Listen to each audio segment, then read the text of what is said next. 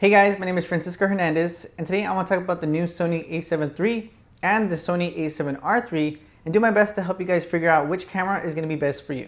These two cameras are very similar on the outside, but on the inside there's quite a big difference between the two cameras, and in today's video I want to go over some of those differences so you guys can figure out which features are be most important to you. The easiest and most obvious difference between the two cameras is the megapixel count, with the A7R III offering 42 megapixels while the A7 III offers 24.2 megapixels, and this is something that's going to be really important to you depending on how you shoot. If you do portrait photography, then the 42 megapixels that the A7R III might be something that you really appreciate, especially if you kind of take your time when taking the photos. But if you're the type of photographer that's more worried about getting the moment and not necessarily worried about all the detail that the A7R III's 42 megapixels is going to offer, then you may be more inclined to get the A7 III. Something I did want to quickly mention though is that if you do have crop sensor Sony E-mount lenses, and if you use those lenses on the Sony A7R III, the megapixel count goes from 42 megapixels to 18 megapixels, and it's still a raw file. This is something I personally experienced at a portrait shoot when I wanted to shoot with a wide prime lens, but I didn't have anything other than the Sigma 31.4, which is a crop sensor lens. But you guys can see for yourself on the screen how the quality of the photo looks at even 100%. This is something that I found really interesting, and I wanted to mention because if you're upgrading from a crop sensor Sony camera and you have these crop sensor lenses, just know that you can use those lenses on the A7R III, but it is going to crop the photo. I'm not sure exactly how much it's going to crop from the A7 III, but I do think it's around 10 megapixels. If you do event photography, then the A7 III is something that I can easily recommend over the A7R III because the 24 megapixels that the A7 III offers is going to be a lot easier on you and your computer when you post-process the photos, and it's going to be a lot less space than if you were to use the A7R III's 42 megapixels. Another difference between the two cameras is the EVF. The A7R III's EVF is going to be nicer than the A7 III's EVF, but to be honest with you guys, I've used both for events and portrait photography, and the difference between the two cameras is very minimal, so I don't think it's something that's really important. And it kind of reminds me of when you go to get your eyes checked and they show you two prescriptions and they both seem like they're the same, but one's definitely better. That's exactly how I would describe the differences between the EVFs on both of these cameras. But it is going to be something that is going to be really important to you, especially if you manually focus your lens. I can tell you from personal experience from using both of these cameras that manually focusing on the EVF of the A7R III was noticeably cleaner and sharper. So if I have to use a manually focused lens, although I do own both of these cameras, I will be choosing the A7R III instead of the A7 III.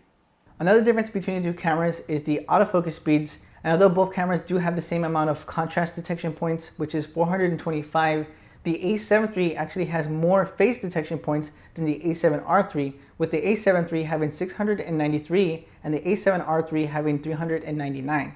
This was something that was a little bit puzzling when the A7 III was announced because you would expect the more expensive A7R III to have the better autofocus system, but the A7 III actually borrowed from the more expensive $4,500 A9's autofocus system. So that was cool for people who don't have the A7R III, but for people who do have it, that was a little bit disappointing.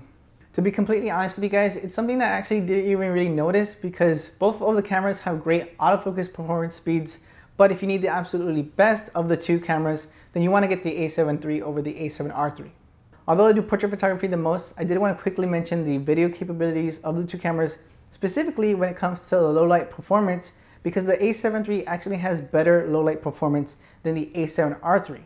This is again something that confused me because I thought the A7R III was going to have better low light performance, so I actually got one for photo and I got one for video.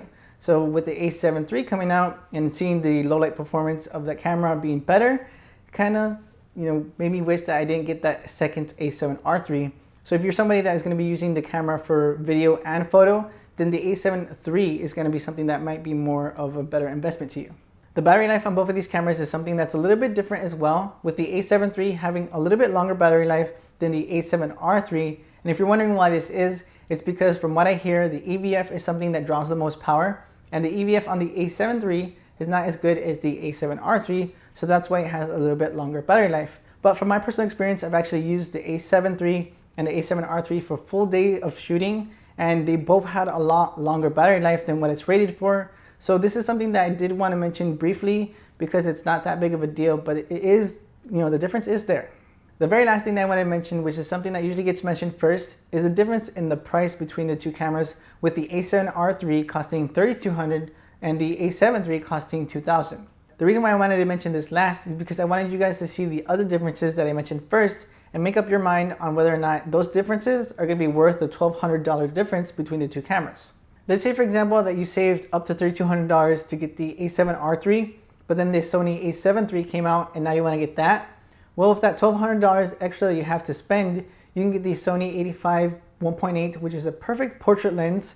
It's around $550. You can also get the Sigma 31.4 for Sony E-mount. Although it's a crop sensor lens, it's perfect for video. I'm actually using that right now, and that's around $350.